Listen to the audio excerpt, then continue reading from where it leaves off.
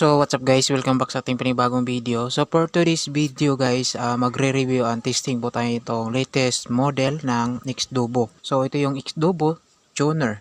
Merong nakalagay dito na IPX5 waterproof with Bluetooth 5.3 with 20 hours na gamit, elimination of original sound, voice assistant with deep bass, siya sa power bank, meron siyang built-in equalizer, meron siyang wireless microphone, tsaka meron ding wireless.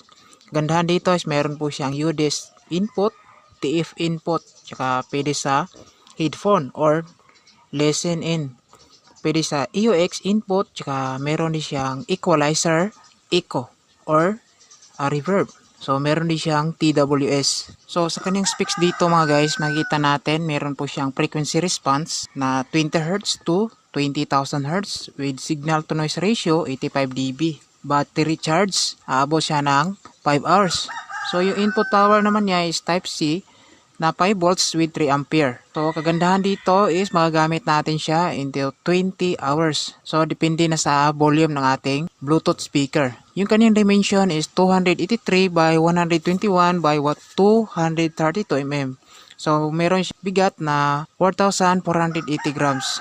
So sa mga nagtatanong, designed by Xdobo Incorporated and USA. Assemble po siya in China. Dito sa kanyang box, nandito yung kanyang belt. Meron siyang dalawang wireless microphone. Wireless 1. At saka wireless 2. So ito yung kanyang design. Sa mga Xdobo Bluetooth speakers, ito yung kanyang mga design na mga microphones or wireless. Kagandahan dito is pwede ka lang mag-charge dito kapag malobat. Meron po itong Type-C cable wire na isaksak na lang natin dito para in case malobat is pwede tayo mag-charge. So nandito yung kanyang power button switch. Long press lang natin kapag gagamitin. So sa loob nandito yung kanyang built-in battery.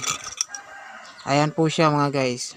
So sobrang ganda itong klase na Bluetooth speaker with 2 wireless microphone. So inside the box mga guys, meron din siyang ditong Type-C charging cord. So in case malubat yung ating Bluetooth speaker tsaka dalawang wireless microphone is ito yung gagamitin natin na Type-C cord. Saksak lang natin to sa ating charger tulad ng charger ng cellphone. And is ito yung 3.5 mm jack para sa AUX input kung gagamit tayo sa laptop, computer at iba pa. Kasama na rin dito guys sa kanyang box, meron po siyang remote control. Kasama na rin dito guys sa loob ng box ay yung kanyang manual. Makikita natin ito yung manual ng Xdobo tuner ng mismong Bluetooth speaker. Merong English, merong Chinese language.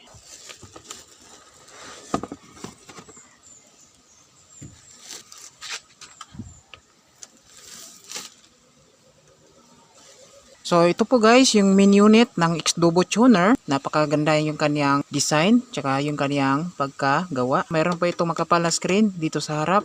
Ito ay waterproof. Pwede mabasa sa ulan or in case na mabasa sa tubig. Yan. So nandito yung kanyang sensor kapag gagamitin natin yung remote control. Nandito yung kanyang mga buttons, volume knobs tsaka switch. So makapal po siya mga guys, yung kanyang casing. Dito naman sa likuran, check natin. Dito yung kanyang power switch, naka-screen po ito, round screen. Dito sa ilalim, nandito yung kanyang rubber feet, yan. Deep bass solider. Model tuner designed by Xdobo in USA. Meron po itong 200 watts max output. So nandito yung kanyang dalawang subwoofer, dalawang mid-range or tweeter. Same dito sa likuran, nandito rin yung kanyang dalawang malaking subwoofer. Ito. So ngayon guys, magte-testing tayo sa kanyang Bluetooth mode. So, check natin yung kanyang audio outputs kung malakas ba or maganda ba yung kanyang quality. So, naka-open tayo sa Bluetooth. Ito yung pangalan niya, Xdobo tuner. Click lang natin to para makapag-pair tayo ng music. Yan. Click natin allow para maka-select tayo ng music. Yan. So, connected na po siya. So, ito guys, play tayo ng music. So, transfer muna tayo dito sa loob guys kasi maingay sa labas. So, naka-play tayo ng music sa ating cellphone. So, volume natin yung main volume dito. Ito yung main volume ng music.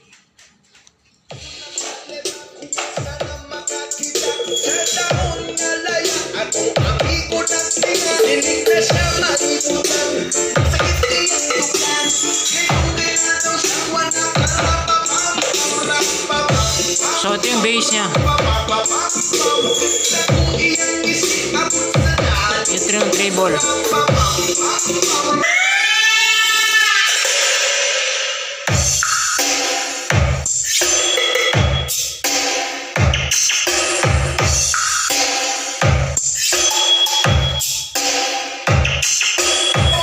So malakas yung mga guys, malakas. Safe Wowie Remix.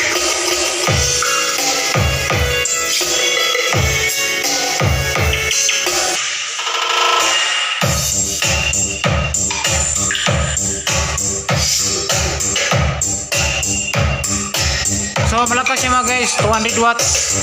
Unya, magpapililita. Unya, magpapililita.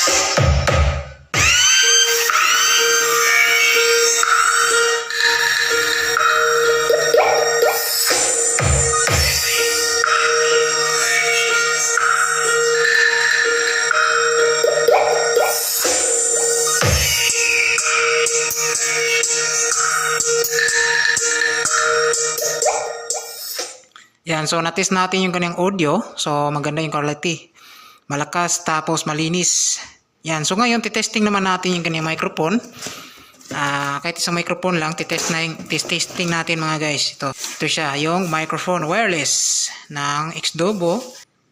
Yan, so channel A. Yan.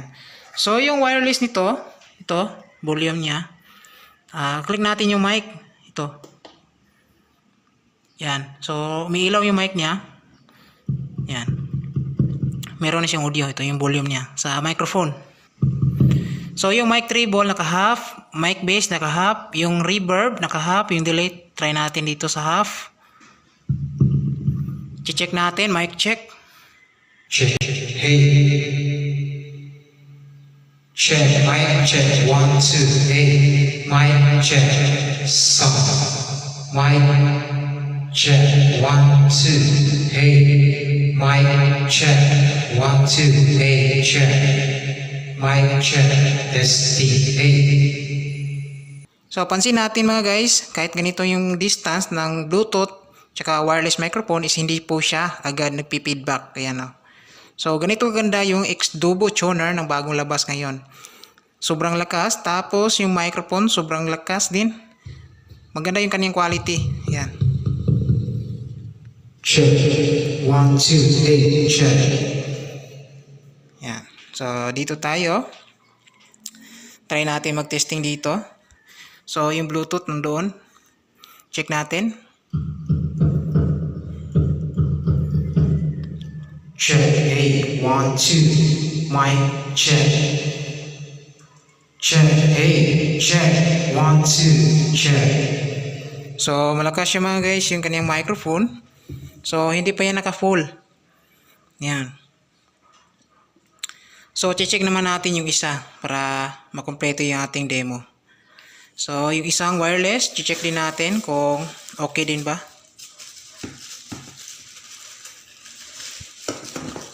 Yan. So, power on natin.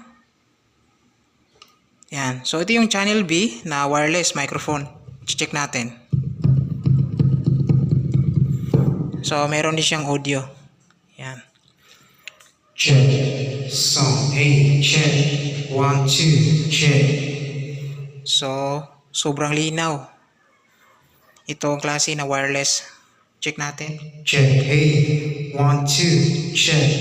1, 2. Hey. Sound check.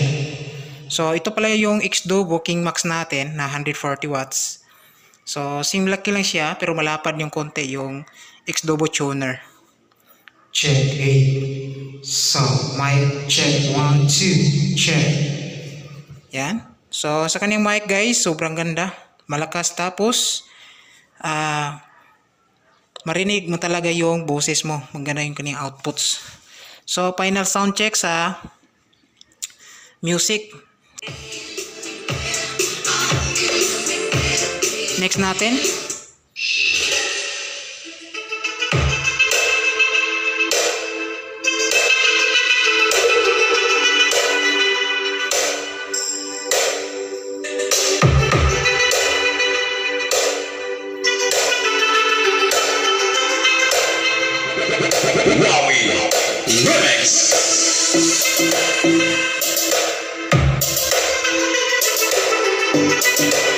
i-EQ niya. Yan. Super bass, super bass.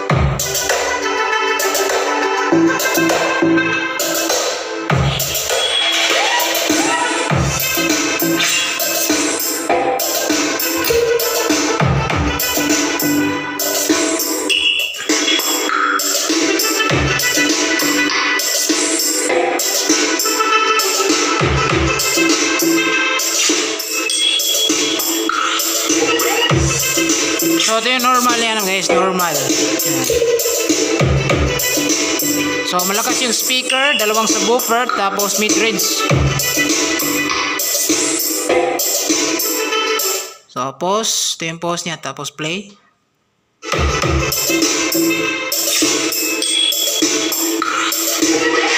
WAR.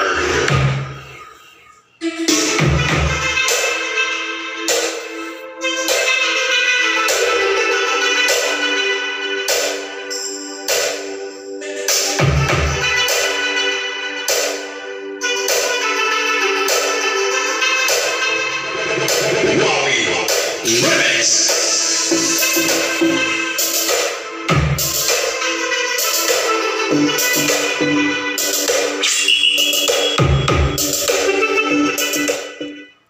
So yan guys no, na-test na natin itong klase na X-Dubo tuner. Ito yung pinakabagong labas ng X-Dubo Bluetooth ngayon. Yan, sa mga nagtatanong kung saan natin to pwede mabili, mabibili natin to sa Lazada. Yan. So lalagay ko dito guys sa baba yung link kung saan natin to pwede mabili. So around 9,000 plus po ito yung price nito sa mismong Lazada store. So yan lang po mga guys. Maraming salamat. God bless. Tsaka ingat po tayong lahat.